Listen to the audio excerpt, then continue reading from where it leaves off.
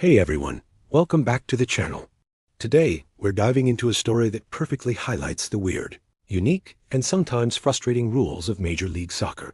If you follow global football, you've probably already heard the shocking news. Thomas Muller, Bayern Munich legend and World Cup winner, is officially making the jump to MLS, joining the Vancouver Whitecaps.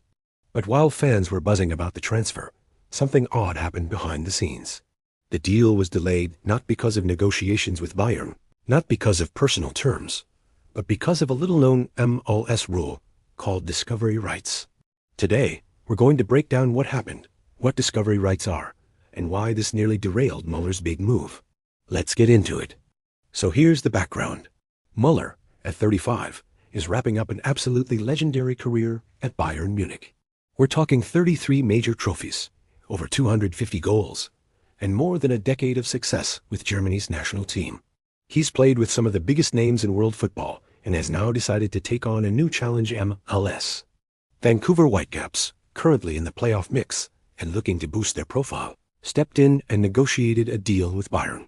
They agreed to sign Muller to a contract through the end of the 2025 season, with an option for 2026. Everything seemed set. But just as the ink was about to dry on the contract, MLS intervened. Why? Because another team, FC Cincinnati, held Thomas Muller's discovery rights.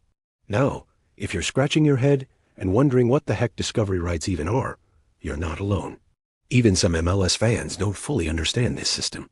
Here's the basic idea. In MLS, teams can file what is called a discovery claim on up to 7 players at a time who aren't currently in the league. It's like saying, hey, we spotted this guy first. We want first dibs. These players don't have to be in active negotiations with MLS teams. They can be anywhere in the world. If you file the claim, you essentially get priority to negotiate with that player if they ever decide to come to MLS. It's kind of like calling shotgun, but for international soccer stars. So even though Vancouver was the one talking to Muller and doing all the legwork, Cincinnati had already filed a claim. That meant Vancouver couldn't officially sign him unless they acquired those rights from Cincinnati. And yeah, this is totally legal under MLS rules. So what did Vancouver have to do? They had to pay Cincinnati, not in cash, but in general allocation money, or GAM. That's basically in-league currency used for transfers, salaries, and roster moves. In the end, the Whitecaps agreed to pay $300,000 in GAM up front, with another potential $100,000 in performance bonuses if Muller hits certain targets. That's $400,000 just to get the right to sign a player they were already negotiating with. A player that, let's be honest, Cincinnati was never going to sign themselves. It sounds ridiculous, and even MLS insiders admit that. One anonymous exec told ESPN that it's embarrassing when a system like this holds up a deal with someone like Thomas Muller. Another league official tried to spin it differently, saying it's like an orderly line, so teams don't trip over each other trying to sign the same player.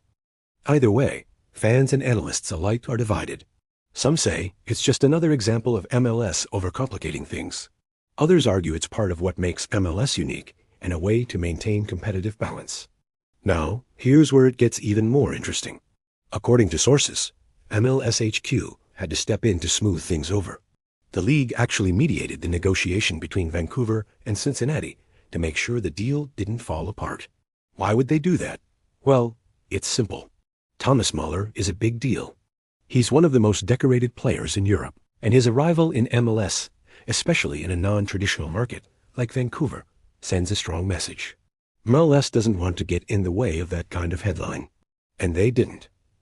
Once the discovery rights were transferred, Muller was free to sign, and Vancouver announced the deal just days later. So what does this whole saga tell us? First, it shows that MLS is still operating under a set of rules that is completely different from most leagues in the world. Things like salary caps, allocation money, and yes, discovery rights, are part of what MLS calls its single entity structure. Second, it reveals the challenges teams face even when they do everything right. Vancouver made the connection, negotiated the deal, and had to jump through hoops because someone else filed a form months ago. And finally, it highlights how the league is still evolving. As MLS brings in bigger stars, more international attention, and a more global fan base, strange rules like this are going to come under even more scrutiny. Now, the good news? It's all done. Muller is officially a Whitecap. He's expected to join the squad soon and could make his debut within weeks. Vancouver fans are pumped, and so is the league.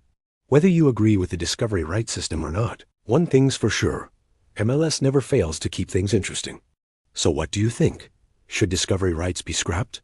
Or are they a necessary evil to keep the league balanced? Let us know in the comments down below. And hey, if you enjoyed this breakdown, give the video a thumbs up. Subscribe to the channel for more deep dives into MLS and global football. And don't forget to hit the bell so you never miss a story like this. Thanks for watching, and we'll see you in the next one.